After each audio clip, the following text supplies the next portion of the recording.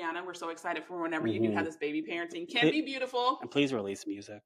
Someone said she's going to name the new baby music. So she can say, here's the music. Don't do that. All right, you guys, welcome to Overanalyze with Dom and Kyla. This is our pop-off media edition. All right, and so since we're keeping it current, my allergies are kicking my ass. So I have a hat on. Problem. I really think I'm gonna knock on wood. I don't have allergies. Did you know that? I did not. Yeah, I don't. I don't think my mom does. My dad, he's allergic to cats. I think one of those elements that's outside. Yeah. No, I'm allergic to a ton of stuff. When I had my testing, I was allergic to like 25 different trees. 25? When we lived in Kentucky, I was allergic to avocados and bananas. But since moving back here, I'm no longer allergic. I don't understand how that shit works. It's like the air. Like Cincinnati is like a big bowl. Because when I was in Louisiana, I was allergic to stuff too. So you the can air become just unallergic sits. to things? Yes. You can be allergic to things when you're pregnant too, and then unallergic when you're not. That is true. And I was pregnant. Bodies are weird. Shut up. I'm taking expired Claritin for my allergies. And I don't. Expired? What is that going to do? I don't know. I've taken expired medicine before. But the last dream that I had, I woke up this morning. We were walking out of your apartment down the hall, and somebody goes, I didn't know you were a lawyer. And you and I both go, thanks for listening to the podcast. And then we kept walking. And I was like, this was a dream? Yeah, that was the last one I had last night. If it become reality, that's all I can say. So I am not going to blame it on the Claritin, but I am going to say, I was thinking about podcasts in my subconscious, and somebody recognized this from the show.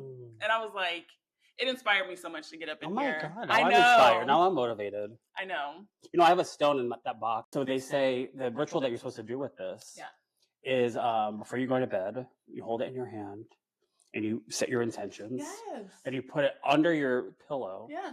And you're supposed to remember, it's supposed to help feed into lucid dreams. I love it.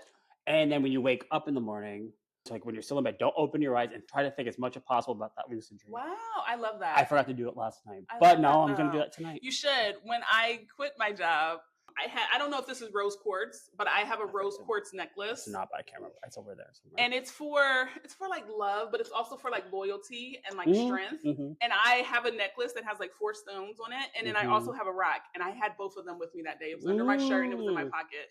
And I would touch my pocket and be like, here, yep, you're going to do this. You're going to do this. All right, you guys. So the news for September 24th. What are we talking about today? Let's pop off with the media news. Well, which one do you want to start with? I want to talk about Rihanna first. Okay, go for it. So Rihanna is pregnant with her 3rd child. Love it. And there's all these things about her. First of all, I saw something that said she had the baby and it was a girl. And I was like, she did? Was not true. Then we saw a post that she's engaged. Was not true. I listen, I am not one to be scammed. I usually can spot that shit. Yeah. That came up in my feed actually yesterday. Oh, wow. On my FYP on Instagram. And then I was confused. The caption didn't grammatically make sense. Well, here's the thing. I was like, I thought it was a cute whatever. I didn't think it was anything. She's the type to like post her wedding picture, not post that she's engaged. She just isn't. I agree. I don't know why that didn't She might take the pictures, but she wouldn't post it. That's just not. And that didn't even faze me till. Yeah. And I was like, oh my God. But then I just kind of went on with my day, and then I just showed you. And then I realized that's not a real account. And I don't even follow it. No, but 1.2 million people who liked it also. That's true. 1 point, and it is a verified account, even though it does say in the bio, not affiliated. I was so angry with myself. Yeah. No, it happens. It happens. I don't even follow the account. That's the thing. I'm like, why am I that? How did I get duped? I think I was just too excited. I guess. Yeah. I don't know. So here's the thing, right? Well, I always talk about social media is free. Yeah. But it's not free. The cost of it is your attention. There is a cost, yeah. And so, yeah, you probably can get a verified account if you get that many likes, even if it's not your actual image. I know you can pay for it on X. Yeah. But I don't know how that works for like Meta. I miss Twitter. I got off when like it was Twitter. Sold. Oh my God, I used to love it. I Fun love fact, Twitter so much. I did reinstate my Twitter because I was like, you know what? I want to be a part of this with Gavin Newsom. So I'm more of a viewer. Yeah. I like repost things. I never know how to tweet. Like, what do I say? Like, reading books today. What about you? I used to talk about food, sports. Oh, you used to like tweet. Oh yeah, all the time. And I remember you would get your banners like, you've been on Twitter for 8 years. I was like, yes. Yeah. I would legit be the person that's like, this is the best turkey sandwich. You wish you had one. That sounds actually really good right now. Those are my tweets. So. Yeah, I just reposted. I try to do it for the Twitter. Literally. Because I refuse to even think about the other one. Well, my business one got hacked. Oh God. Because I remember getting emails about these things. I was like, I didn't write that. And so I was like, well, that's my worst nightmare. Go with God now. It's gone now. The personal one, whatever. Yeah. I just do it for the greater good at this point. I mean, like reposting like people do. I'm like, I've never posted anything. I still don't on my own. I think there's random shit. There was a point, and it used to work before everyone took off on like social media, like before the TikToks and stuff, where I don't remember where I was going, but I tweeted, my flight was really delayed. It was an American Airlines flight. It was really delayed. And while I'm sitting there, I'm tweeting them, like, this is ridiculous. And they like DM me. Oh, wow. Mm-hmm. It's a social listening team. That's what they do. But they do other things too. But one of it, they have people that monitor like, and they reply to them. And I realized, I'm like, I don't know who did that at Abercrombie. I don't remember those conversations. Abercrombie definitely had it in a sophisticated way. They would actually that makes sense. I just never heard. Yeah, it's funny. I used to think that I wasn't woo-woo. There's a spectrum to it. Yeah, but I do believe that life can be fucking hard, and if you need something to help push you, listen, go for it. Well, it helps me. I agree, and I think I guess I don't like to compare it to this, but I suppose it is very similar, I guess, to religion in a certain way. Though I don't, subscribe to any organized religion, because I was listening to these two women talk about crystals and manifesting, and everything happens for a reason. Like, this is all such bullshit. And I was thinking to myself, I'm like, you know what? And I'm a big facts person. I think this is the one area in life where I'm like, I really do put a lot of faith into it. At the end of the day, I think there is something much larger than all of us that is not meant to be understood. It's just we're meant to go with. Yeah. To the point when they were saying all that, I was thinking, like, if it brings you like some sort of sense of peace or harmony or at ease, I'm like, who cares? Who cares? And also, I will be honest, because I have my own issues with like organized religion. The way that we do it, specifically in the States, is also different. It's very, right? Like you have an experience and you just think that's everything, but everything we have has the American slant on it. Yeah. So there's also we take everything too far, and that's not new. No, but we are just like compulsive as like that's just in us. We're just consumers. Yep. Well, social media doesn't help with that. I know, but we're glad you're watching us. Yeah, thank you. But to your point, Ariana Grande always said she wanted to play Glinda. Yes, she did. As specifically that character, I can't think of her name or the actress's name. Kristen Chenoweth. And she said, I want to do that. And then now, some like 14 years after she said that. Well, she met, amazing. When she was a little girl, she went to Broadway, saw Wicked, got to meet Kristen Chenoweth backstage. Wow. She told her something, I want to be Glinda someday. And she gave her something. When Kristen Chenoweth retells a story, it's when she was touched by it. So she tried to find something to give her. Yeah. And I can't remember. It was like potpourri or something. I can't remember what it was. It was something so random. It wasn't planned. It was just like, fuck, I got to give this kid something. And apparently Ariana Grande still has it. Oh my and now here we are, full story. And she took it. What I love about Ariana Grande, as I love Ariana Grande, she took it very seriously. She's like, nope, I'm going to audition. I'm going to do everything. I'm going to prepare in the event that if I don't get it, then it's not meant to be, but it's my dream. And because that's the thing about manifestation, which I had to learn. You don't just sit there and be like, oh, I'm going to do this thing and it miraculously happens. She also has to become famous. She also has to practice singing. She also has to get to the career where somebody would even audition. It's not just like... She had to earn it. And that's the part that like, once I realized there's that, it's like you set your intention of what you want and then you work towards it. Yep. So like, how many episodes do we have to have for someone to recognize us in the hall? It's not the fact that it's like, someone's going to recognize us. How about this? It's the effort with it. After this episode, could that happen? It could. It absolutely. What's more of I can ask? So if you're listening to this, if you happen to be like on the street or apparently in my building, and there's that because who knows where you live? It's so many things that we like don't control. I know. We're teaching my daughter. I have a 5-year-old. We're teaching her to trust herself because part of why manifestation is such a big deal. We weren't really trained to listen to ourselves. We were trained to listen and like do what I told you. And so it's raining this morning. We're taking her to school. And I had my umbrella. My husband didn't care, and my daughter had hers. So we get to the school. She doesn't want to hold it anymore because she's like, I don't want it. I got this. So my husband's holding it, and kids get off the bus, and he's like, see, she has hers. And my daughter looks at him and says, so? Why does her having it impact me? And I was just like, I've won. Parents of the Year. I was like, I won. Because that's going to carry with her as she becomes an adult. Yeah. The sooner I think young people, especially children, can learn that foundational confidence in their own decision making, the better off they're going to be throughout life. Although that was just an umbrella that's going to roll into her being 13, and they're like, try this, do this, do that. She will decide I want to or I don't. Which is so interesting you say all this too, because I feel like a hot topic as a non-parent, but I hear it a lot, is, you know, the almond moms and all these like Tiger Mom, everyone gets an award for everything. Or another podcast I listened to, they're both moms and they're anti this hand-holding like mentality. And they're reading this story. This is so crazy. This mom whose kid is in college calls all their professors to check and make sure that they do all their assignments. And I'm just like, what the fuck? You're a grown adult. You can legally vote. You can get credit cards, get financial like documents, all this kind of stuff. And they're calling. Can you imagine? I can't. Your mom calling your professor like, "Hey, did Kyla like turn in her assignment?" Like, what the fuck? Hey, that's not your business. How do you know I have that? But also, here's the thing: you can raise kids to not make any decisions on their own. Clearly. And that's why, like, you just can, and that's how they used to do. No, don't wear that; it doesn't match. No, put that together. And maybe you don't think of it like that, but you're raising them to not make any decisions on their own.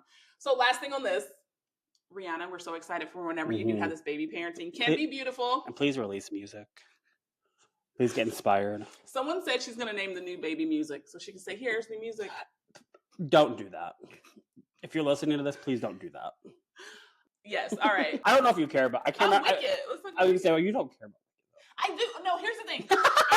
I love The Wiz with Michael Jackson, and then I like The Wizard of Oz, the old school one with the crazy looking monkeys and everything. Yeah. I feel like Alice in Wonderland is still in that vibe. I know it's not in the. I know. Okay. But so I have not seen the current Wicked. I think you should. I feel like it would. I think you should take your daughter to see Here's the reason why I haven't seen it, because she's obsessed with their makeup, because she's a makeup girl. Yeah. So she likes to watch the short videos of them like getting done up. Yeah. And she actually wants an Elphaba, the doll, for Christmas. In fact, I should buy it now for the next. You really should. Out. But before it gets expensive too. I wanted to read the books first. Once I saw that there was a movie, I realized there was a book. Well, it's a musical. It's a musical. But there's like I have the books. I have them all. You borrow them. Can I borrow the first one? Yeah. Because I want to know what they didn't put in it, because I still want to watch the movie. See, I had the opposite. I was like, I've seen the musical, the iconic musical. Obviously, I saw the movie, and I became my whole personality.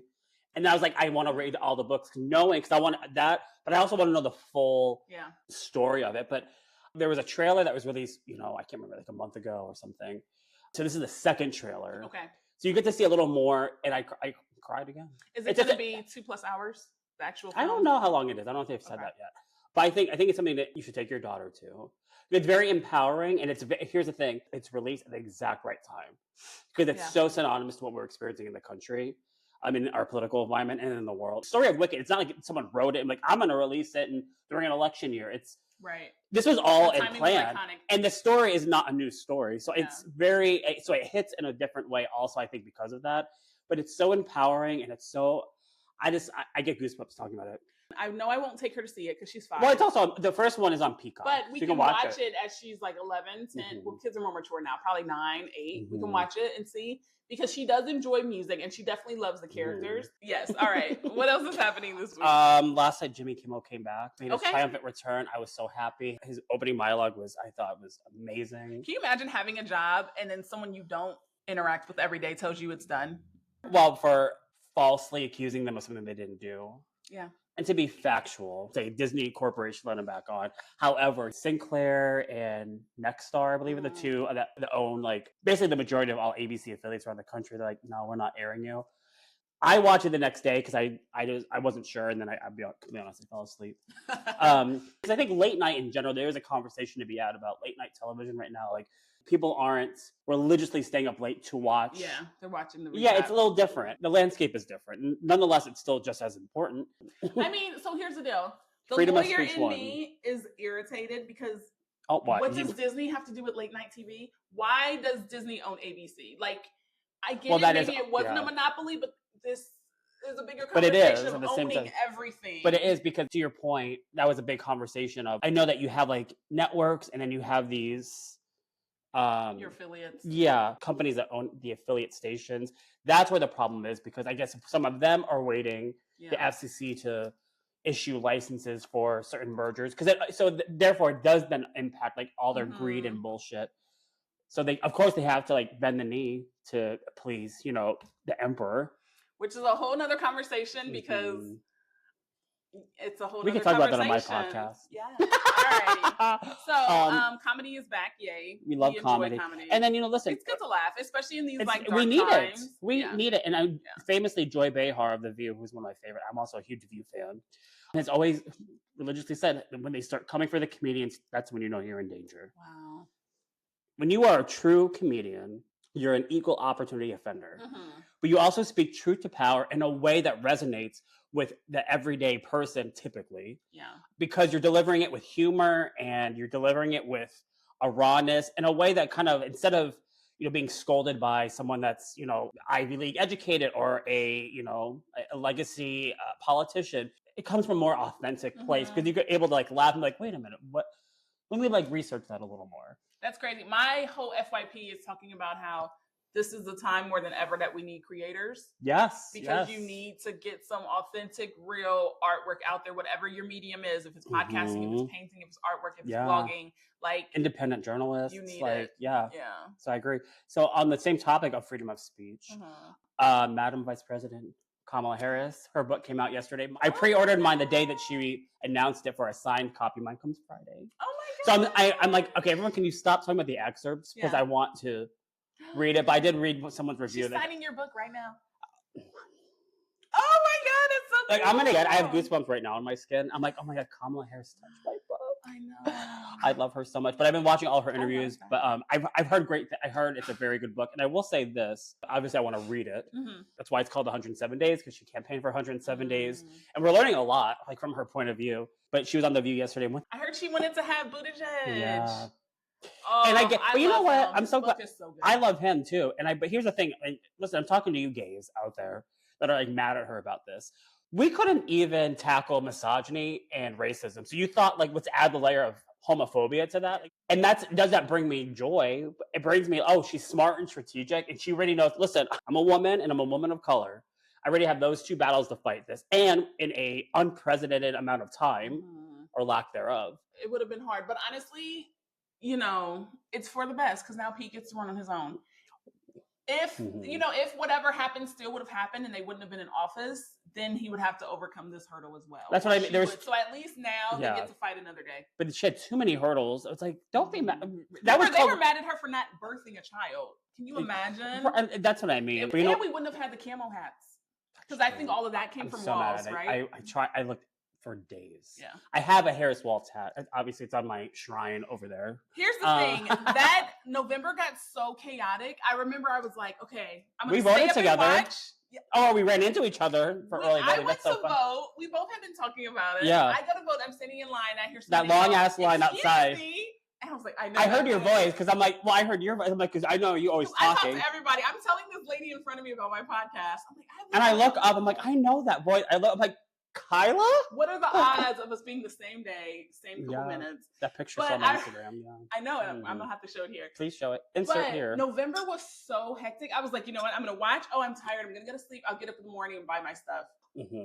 Sold out. Kyla, the campaign is over. They took the site down. Yeah. I was like, so I do have her mug and I have some other stuff. But I have mugs. I have shirts. I have a hat. I do have a shirt with her college graduation. There were so many. I wanted to buy that poster that she had. But I will say one thing that she said, this literally broke my heart, is when they were asking her about the day after and all that kind of stuff. And she was talking about the grieving process. And she said, I haven't grieved like that since my mother died. But she said, but not because she lost. She said, because of the country. And I'm like, you motherfuckers, man. We could have had her. I was like, damn it. Well, if we can be honest, I post at least once a week about staring at birds outside or looking at the deer in my backyard. I love deer. Because I am resting. Straight up 92%. Yeah, I am resting. Listen, I get it. And that includes watching my grass grow on my patio. That includes I am resting. And so that came out of this as well. Yeah. So when I lived in Alaska, I would see moose in my yard. Moose make me smile, but I've never seen one real. Talk about something that's intimidating. No, they are beautiful. How big are they? 6 feet? Way higher, way more. They're massive. Like when we have a jack-o'-lantern for Halloween, I remember by my front door, my childhood home, there was one of those windows next to the front door. I was getting ready to leave, and there he was eating the pumpkin. He's eating our jack-o'-lantern that I worked hard on that. But it was all like, this is my life. So maybe they have to be carved because we put pumpkins on our porch, but they're not carved and they don't eat them. They just rot and then we eventually toss them. I feel like it's maybe they have to smell it when they're carved. It's I would love to see a squirrel eating a squirrel. Squirrels are so beautiful. Moose eating a pumpkin. Well, it was also Alaska, and here's the thing: I lived in like a city, much like the city that we live in. It's no different. Oh yeah, it's very city. It's the largest one there. Like they have everything that we have. Is it Anchorage? Yeah, Anchorage, Alaska. Hey, Anchorage. My one bit of Alaska trivia. I love it. But yeah, we would have bears and like moose. They roam around. Like we had street signs that say like moose crossing. Yeah. Like in a city. It is a very bizarre but such a cool, like unique thing that you can only find in Alaska, I feel like. But yeah, they but I love animals that way. I do too. They're so pretty and fresh. I mean, I have a whole bird feeder with a camera on it so I can watch birds too. They're really I love watching. I love when you post those. I'm like, that's how they eat. It's so like, I don't know, it's funny to me. Oh my god. Well, I used to roll my eyes at this one bird. So I'm like, you're such a sloppy eater. And I'm like, Kyla, he has no hands. What? He has to peck around. Well, because all that shit goes like flying, I feel like. But then you'll hear nothing because you can hear them. You hear nothing and you go out there and it's the squirrels that are around the base of the bird feeder eating all the stuff they knocked out. Squirrels are so I'm like, cute. wow, it's the circle of life. That and like raccoons too. Fuck them.